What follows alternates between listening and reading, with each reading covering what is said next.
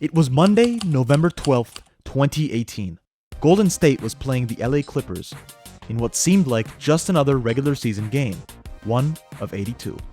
But little did anyone know what went down in that game would end up being crucial, not just for Durant's career, but for the entire NBA history. The Warriors were down 106-95 midway through the fourth quarter, but then they went on an 11-0 run and completely flipped the script. Iguodala's got him. Here's the crafty Williams again, down to 3. It became clear that one possession, one shot was going to decide the game. Iguodala stayed down. That's almost an air ball. It ticked iron. They don't use a timeout at 3. Draymond at 2. They got to get a shot off, and they don't. Draymond does his best impression of a guy who's never seen a basketball in his life, and the play falls apart. And that's when the now famous on-court argument between Green and Durant went down. But Durant wasn't just pissed because Green didn't pass him the ball. There was a lot more going on under the surface. This was Durant's third season with the Warriors, and by then, him and Green had already had a few heated moments. Usually, Green would be the one complaining, and Durant would just stay quiet, nodding along. But this time, things were different. Green clearly messed up, and Durant was absolutely right to be mad. He straight up told Green, "Pass me the fucking ball," and that set Green off completely. The Warriors ended up losing the game in overtime. But the real drama went down in the locker room after the game. Green told Durant, "I already know you're 1 foot in, 1 foot out," and didn't hold back, calling him the B word a few times, even throwing in that the Warriors had already won a ring without him. It ended with Green getting suspended for 1 game, and Durant clearly had made up his mind. He was gonna leave in the summer. That moment didn't just change KD's career, it changed the entire NBA. If he had stayed with the Golden State, even with the injuries, they most likely would have won a few more titles.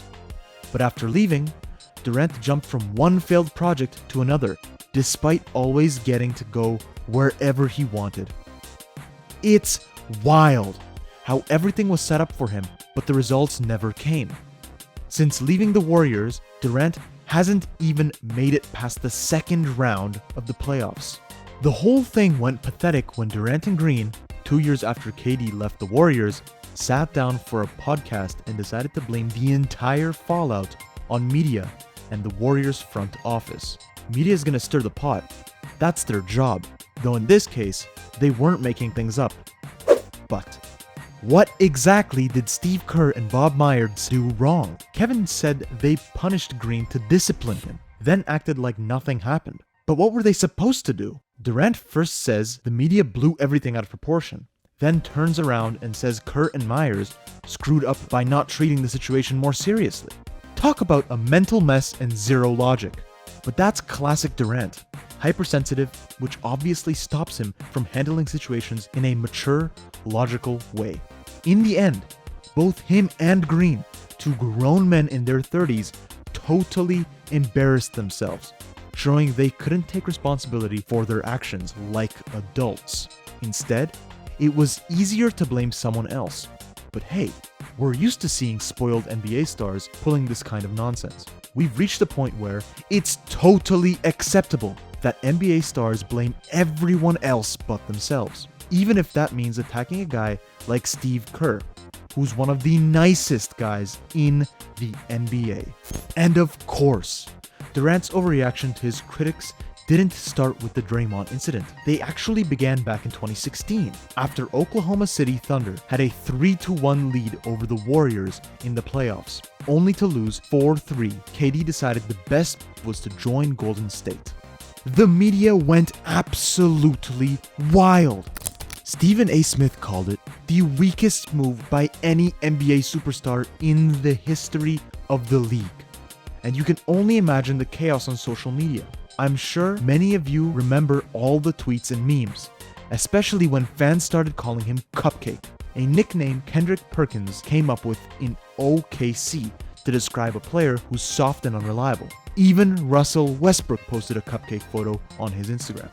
Durant was so rattled by the backlash that he supposedly told his agent, "Why did you let me go to Golden State?" And then we enter the infamous phase where Durant was making burner accounts to defend himself against random fans. Now, debating with fans is one thing. It's actually cool when an NBA superstar is engaging in real-time talk online. But the problem is, he wasn't doing it from his official account. You're not fooling anybody by calling yourself Mr. Fresh Air 89 and defending your decision to join the Warriors. It was a mess. A whole grown man out here hiding behind burner accounts like it's 2007 MySpace. Anyways, the Warriors were so stacked these years that not even thin-skinned Kevin could get in the way of back-to-back titles. They most certainly would have pulled off a three-peat if KD hadn't gotten hurt in that finals against the Raptors. So, a lot of people wondered why Durant decided to leave Golden State. Was the main reason the beef with Draymond? Or maybe he just got tired of hearing Charles Barkley call him a bus rider, not a bus driver, because he joined a team that was already a championship squad. Maybe it wasn't just Barkley though. Regular fans ran with the idea that Durant had to prove himself as the leader of a new team, create a championship mentality, and show he could be the guy on his own. Most people thought this was the only way he'd end up being considered one of the top 10 players of all time. And I totally agree with that. If you're one of the greatest ever, you shouldn't just join a 73-9 team and grab a ring. Being the best player on a team that didn't need you to win isn't the same as carrying a team to a title. But the thing is, Kevin didn't pull it off. Even though he had a lot of say in Phoenix, and especially in Brooklyn. A lot was done his way. He had all-star teammates, but the results never came. KD just couldn't deliver. The whole situation with the Nets was especially dramatic. Kyrie and Durant have been talking for a while about playing together somewhere. KD's top choice was apparently the New York Knicks, but Kyrie, for whatever reason, was all about going to Brooklyn. My personal guess is that Kyrie wanted New York, but didn't want the Knicks. It was like, I want to be in New York, but not with the popular flashy team. So Brooklyn it was. They were both on the same page about one thing. They wanted Steve Nash as their coach, and the front office made that happen. But it didn't take long before both of them started getting frustrated with Nash's coaching. Then, in January 2021, James Harden joined the team, and it was supposed to be a lock for a title run. Right here, right now. But then, more drama hit.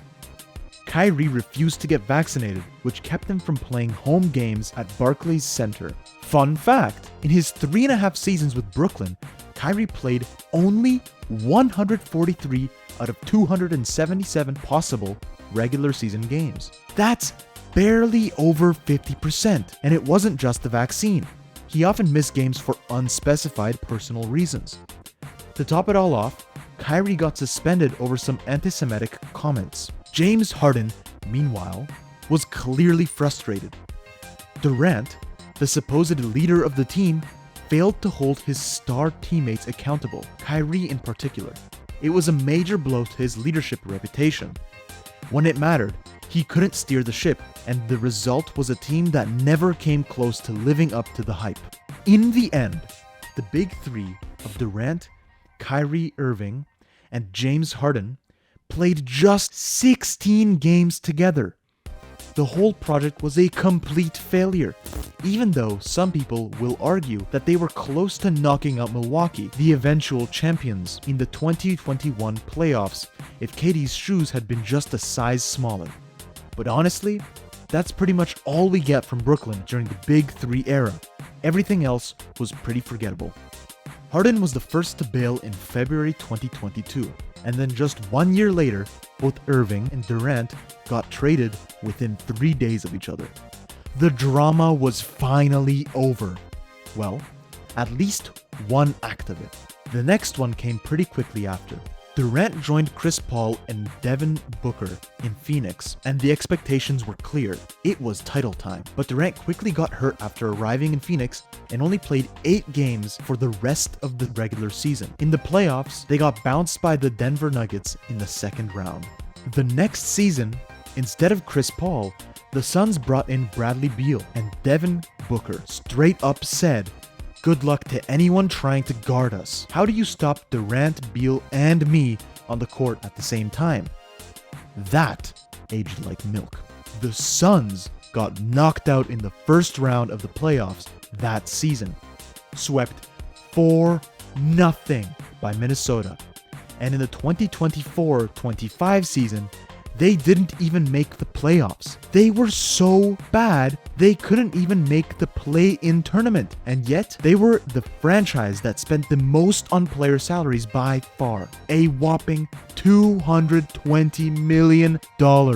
If nothing else, Durant's individual stats were solid. In Phoenix, he appeared in 145 regular season games, averaging 26.8 points while shooting a strong 52.7% from the field.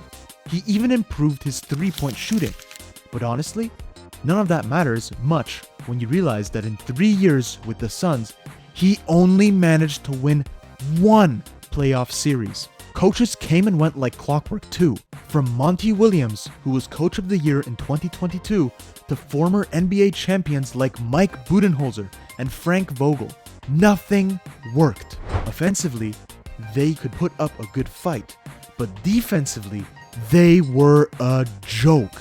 It was painful to watch them. The team just had no direction, no leadership, and no effort. That's why the summer of 2019 was so crucial for Durant's career.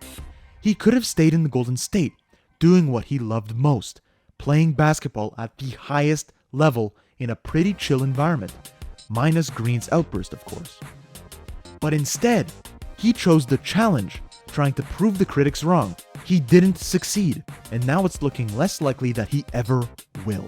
But I can't blame him for leaving Golden State. I actually liked that he wanted to show he could win a title without Curry and the Warriors, but I would have respected him a lot more if he'd never joined a 73-9 team. At the end of the day, Durant's legacy will be unforgettable. He's one of the best players of his generation and one of the top 5 scorers ever, but he's not top 10 of all time, even though, talent-wise, he should have been.